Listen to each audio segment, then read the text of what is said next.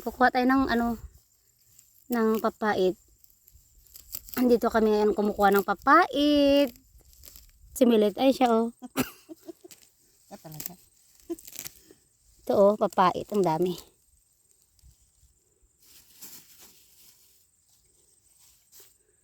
Ito masarap to.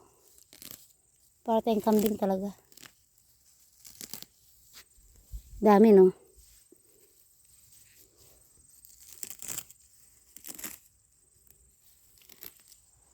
Daming papait oh.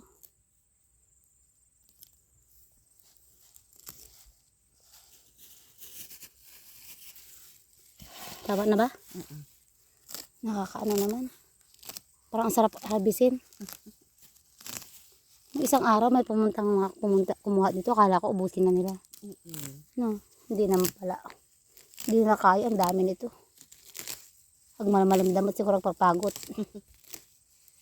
Tamang pa. Oh, tama na to. Kukuha na naman tayo sa susunod. Papait. Ala, ang dami. Ang ganda. Uwi na tayo. Ito, ang dami namin ako ang papait. Tara na.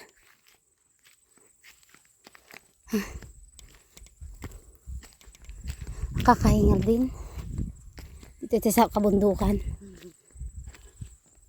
Bubon. Dito ay maano ka naman. Mapagalis kamot. Meh. Puro itim naman yung kambing. Oh, parang kay Tamire. Wala akong itim na kambing. Puro puro ang tawag dito? May kulay. Brown kasta. White. White naman ang marami sa akin. Kambing.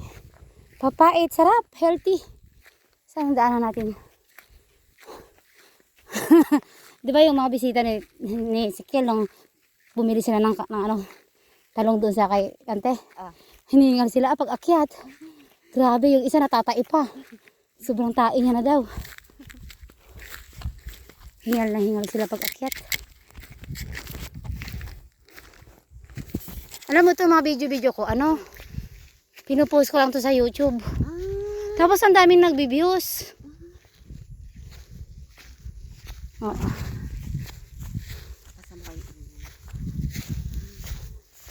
Sige, ganun nga natin.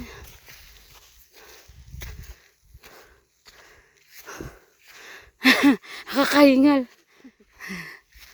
Yan, napaakyat na tayo sa bahay.